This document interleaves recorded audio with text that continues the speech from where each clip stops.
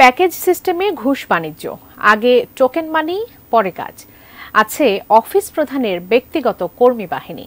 এমন গুরুতর অভিযোগ উঠেছে ঢাকা ইপিজেড এর কাস্টমস বন্ড কমিশনারেট অফিসের সহকারী কমিশনারের বিরুদ্ধে।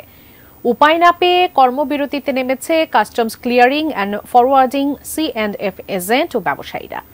সাভার থেকে সহকর্মী জাহিদ হাসান শাকিলের প্রতিবেদন, ক্যামেরায় ছিলেন আব্দুল কাইয়ুম।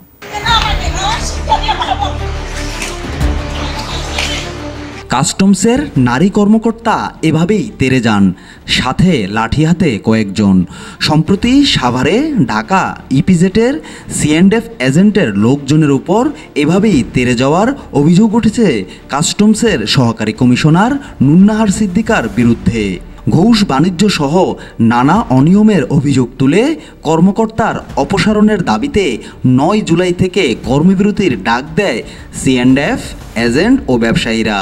একটা লোকের প্রতি যখনই মানুষ অসুস্থ হয়ে যায়, মানে কাজ করতে না পারে, সবাই বিরক্ত বোধ করে, তখন কিন্তু আন্দোলন করে।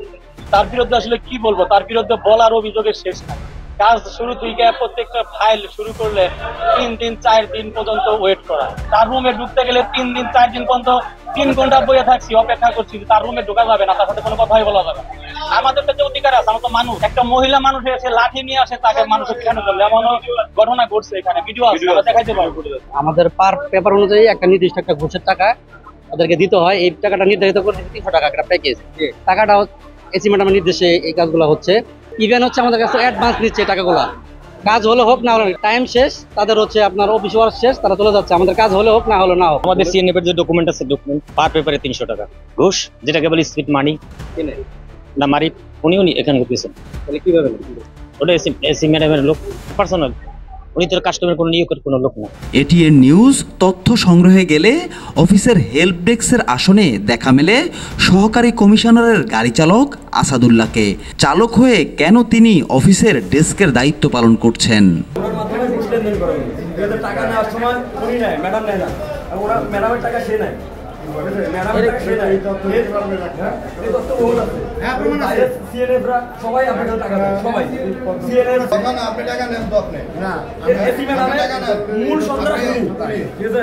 আচ্ছা, এইভাবে আমি যতটুকু তথ্য জানি আপনার ঢাকায় প্লট বা ফ্ল্যাট বাড়িটারি আছে, এটা কি সত্য?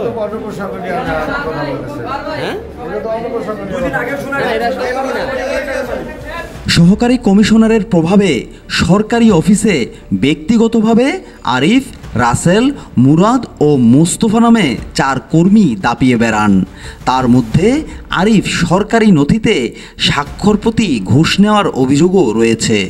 এমন কার্যকলাপে হতবাক ইপিজেটের কারখানার কর্মকর্তারাও। কাস্টমকে এই টাকাটা, এই কাউন্টার টাকাটা 300 টাকা দেই। এই যে 300 টাকাটা নেয়, এই 300 টাকা যে নেয় তার নাম হচ্ছে মিস্টার আরিফ। তিনি কাস্টমের কোনো কর্মকর্তা না, ইনি বহিরাগত ছিলেন। এটা নেওয়ার পরে আমাদের এই সিগনেচারটা করে, এই সিগনেচার যদি আমরা এইটা যদি নাম্বার না নিয়ে এসে, তাহলে আমাদের এই সিগনেচারটা করে দেবে। তার গাড়ি এমন ভাবে গার্ড দিয়ে এখান থেকে বের করে দেওয়া হয়, সে না জানো কি, একটা এসির থেকেও বেশি ক্ষমতা হলো তার ড্রাইভারের।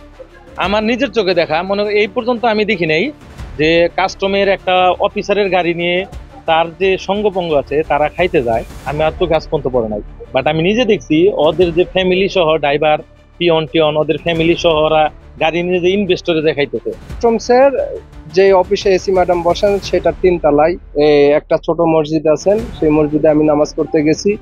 প্রতিমধ্যে আমার কাস্টমসের এসি ম্যাডাম যে ড্রাইভার আছেন উনি আমাকে বললেন যে দেখেন, এই মসজিদে আমরা শুধু পার্সোনালি সবাই কাস্টমসের স্টাফ যারা, শুধু তারাই নামাজ পড়ি, আপনি আজকে আসছেন পড়েন, এরপরে থেকে আর আসেন না।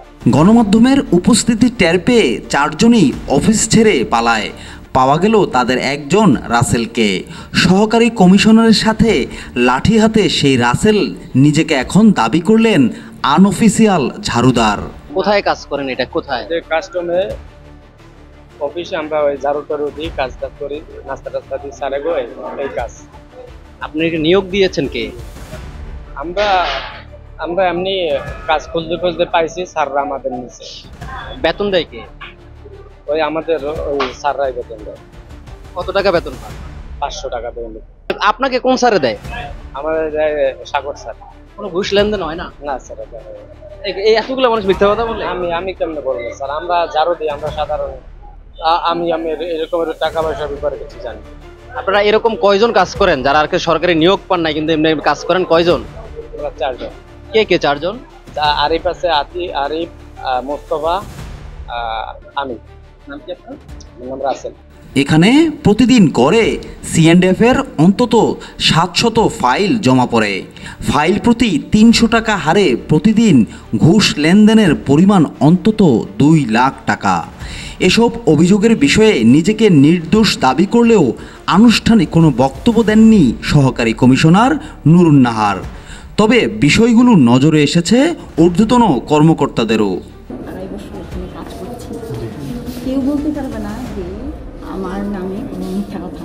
আমাকে যে অভিযোগই করুক সব মিথ্যা।